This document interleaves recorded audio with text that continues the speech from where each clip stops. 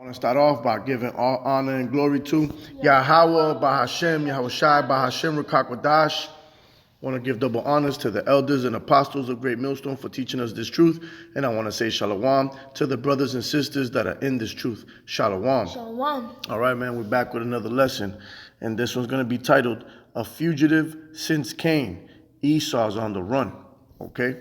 And I titled this because a brother sent me this video, and the Spirit hopped on me real quick to just do a lesson on it because, man, you cannot hide who Esau is, all right?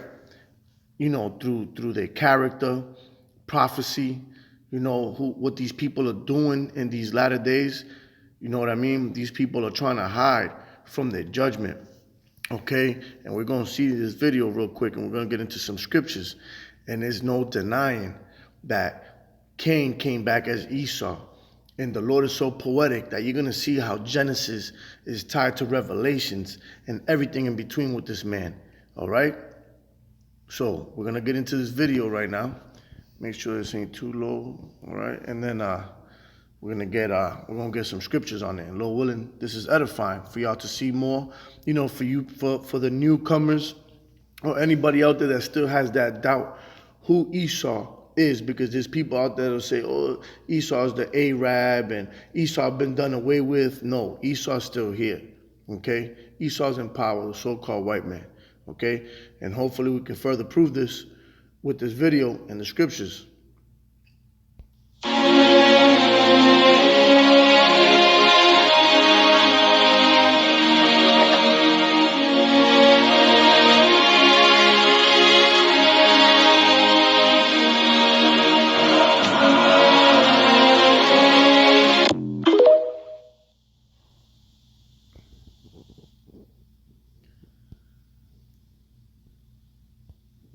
So you saw that, right?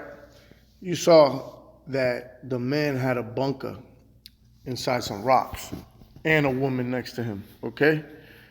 And it said the time is coming, all right? The video on the bottom said the time is coming.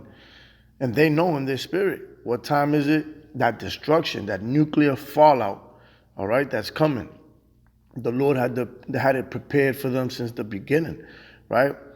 Because as we always bring out, right, Esau was blessed with the sword. And the sword is a weapon, and it has transformed into those ICBM missiles, all right?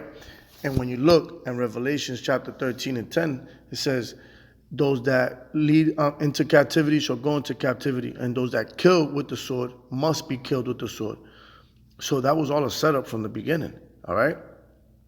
And, Cain has been on the run ever since he killed Abel, which they represent Esau and Jacob, okay? And if you see, Esau is still on the run. Why? Because Cain came back as Esau. And he's still trying to hide his identity, He still had that hate for his brother and that jealousy, all right? And we're going to bring it out. So let's go to the book of Genesis, chapter 4, and let's start at 10. Let's start at 10. When the Lord came and asked him. Go ahead. That is the book of Genesis, chapter 4, and verse 10. And he said, What hast thou done? The voice of thy brother's blood crieth unto me from the ground. And now art thou cursed from the earth, which hath opened her mouth to receive thy brother's blood from thy hand. When thou tillest the ground, it shall not henceforth yield unto thee her strength. And the funny thing is about that, when it says, when thou tillest the ground, it shall not yield henceforth yield unto thee her strength. So basically, that he wasn't going to be able to produce, okay, agriculture, all that. And if you look at the history of Mount Seir, okay, up there they didn't have that good soil. The Lord said he laid that land waste, right? And the heritage and that land waste to the wilderness of the dragons, man. So you got to understand, when he was talking to Esau, he was talking about Cain. He was reminding him, listen, man, this curse is still upon you, okay? Them people were dirt poor up there. That's why they had to move out and steal other lands, okay?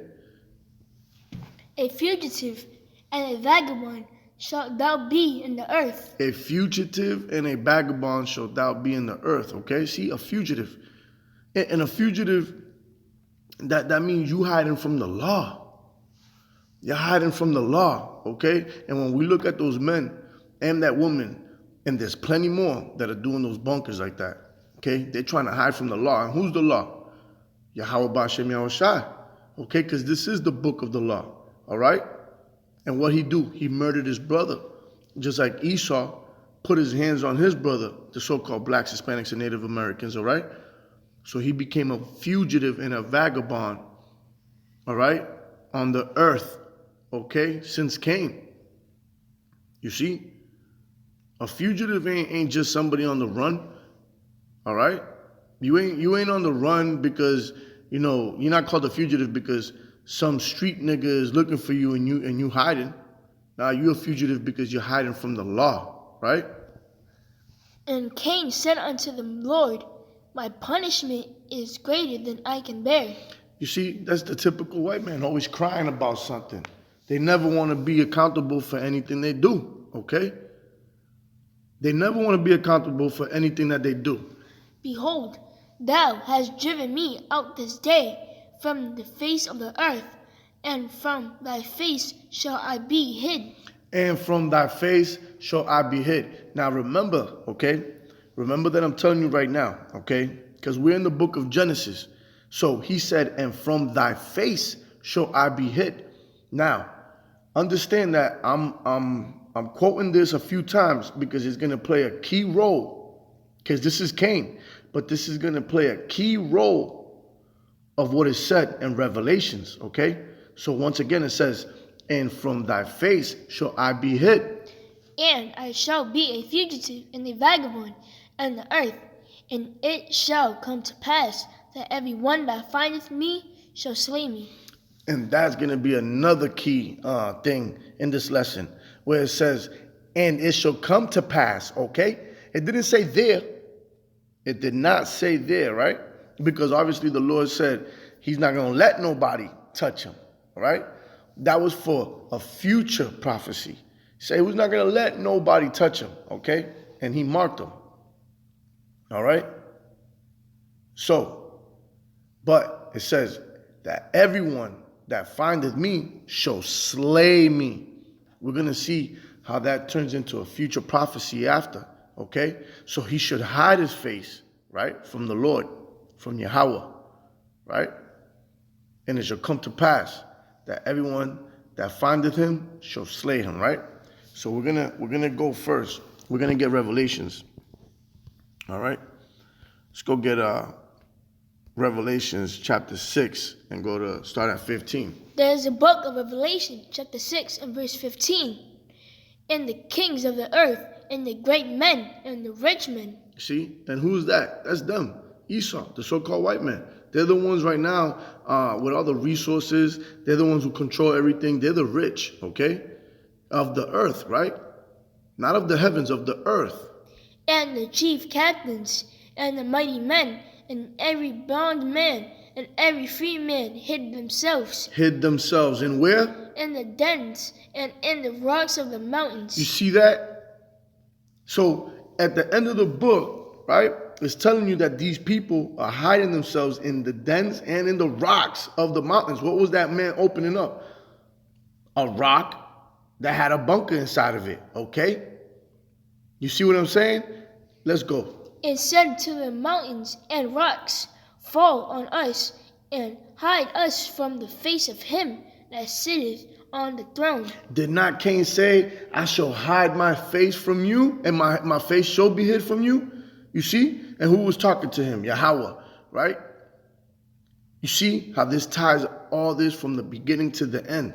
Okay, this is what you call poetic justice. He just said, and said to the mountains and rocks, fall on us and hide us from the face of him that sitteth on the throne. Now, let me just go back real quick. We're going to come back, but let me go back to Genesis chapter 4, right? And what did he say right there? He said, read 14 again. Behold, thou hast driven me out this day from the face of the earth, and from thy face shall I be hid. And from thy face shall I be hid, right? So when we go back to Revelations chapter 6 and verse 16, right? What does it say? And said to the mountains and rocks, fall on us, and hide us from the face of him that sitteth on the throne. The story has not changed. You see? Okay? These people are hiding from the face of the Lord. Why? And from the wrath of the Lamb. Which is Yahweh Shai, which is coming back for vengeance. For the great day of his wrath is come, and who shall be able to stand? You see? This is why these people are running, man. They know that their judgment is around the corner. Okay? They know that the nuclear missiles, okay, is coming to wipe out Babylon. But guess what? The Lord is going to make it fun, right? Because the Lord is going to let them hide. Some of them are going to survive the nuclear blast, okay? Some of them are going to survive the nuclear blast. I mean, we're going to need slaves. We're going to need all that, right, to go back with us.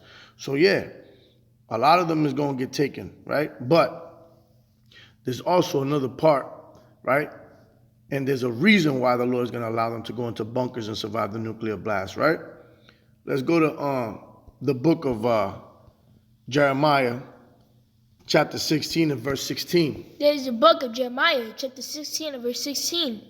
Behold, I will send for many fishers, saith the Lord, and they shall fish them. And who are we fishing? We're fishing for the elect. Okay? That's why we out there in the highways and byways, all right? Giving warning to the people, trying to wake the people up, right? Planting seeds, right? And hoping that the Lord gives its increase, because we're fishing, right? We're fishing out there. What's the bait? The bait is the word. Okay, we're giving you the word, trying to draw you in. So we're fishing for that elect, that hopeful elect, right?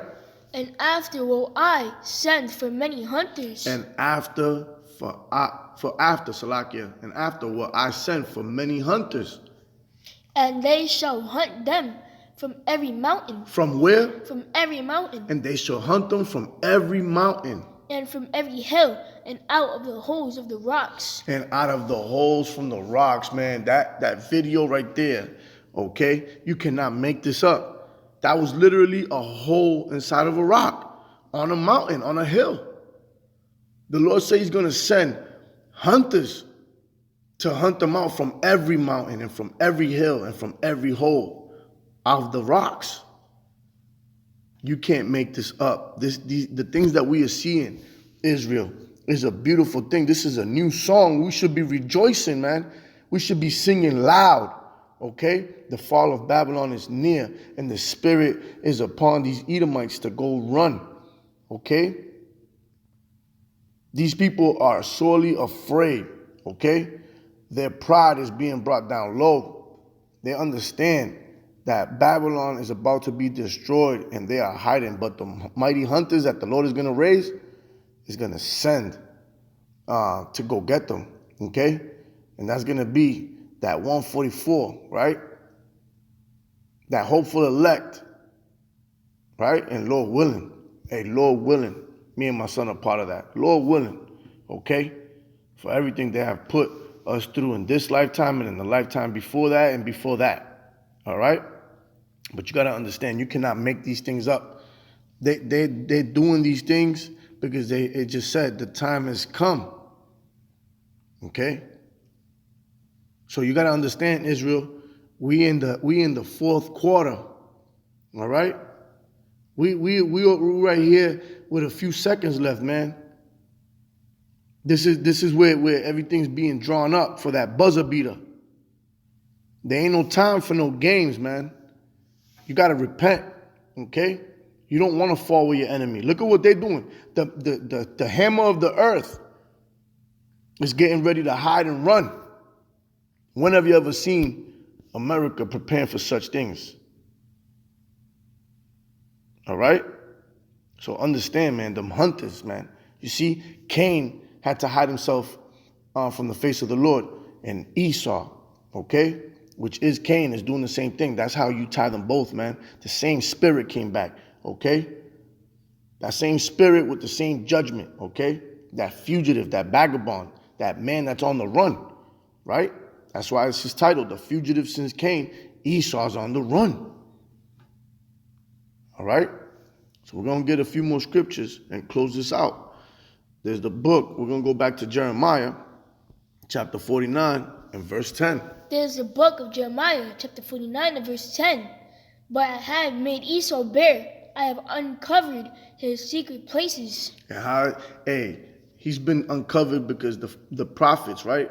Beginning with Abba Bivens to the elders all the way down, right? The Spirit of the Lord has hopped on them to decipher who these characters are, right? And through the Spirit of Yahweh Hashem Yahushai, they have opened up the eyes of the hopeful elect, okay? You see? That's how he's been made bare, and now we're making it bare to the rest of the earth, right? Okay? And now that man cannot hide. That's why he's uncovered, right? And what are his secret places? Okay? Them UN meetings, okay? Them G4 meetings, then them Pentagons. You know, Esau, we know where you at. We know where you're going to be because the Lord is going to put that spirit on us. See them hunters. Okay? And he shall not be able to hide himself. So I don't care how far down into the earth you dig. All right? No matter what, when the Lord gives us those spiritual powers, Lord willing, we're going to blast right through them doors, man. We're going to come fetching for you. We're going to come hunting you down, right? Like a pack of wolves, man. Okay? Understand that this pain that you have brought forth to not only us, but to the earth, okay, it's going to transition, and it's going to be all put on you, man. You see? This pain is going to be used to hunt you down without mercy. And you're not going to be able to hide yourself, all right?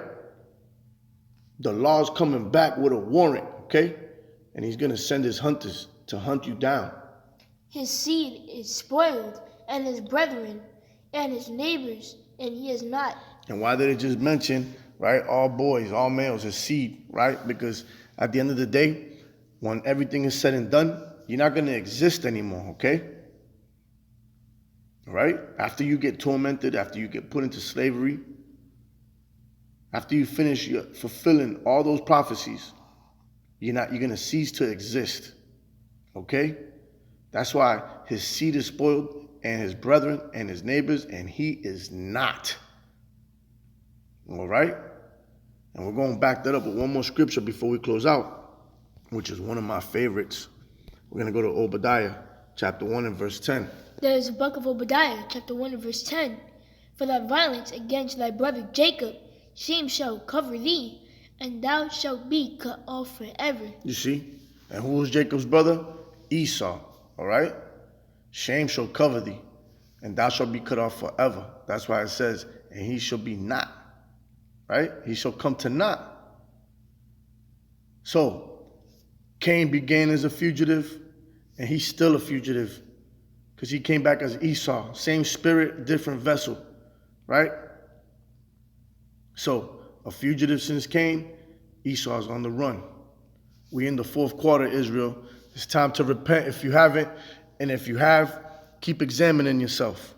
All right?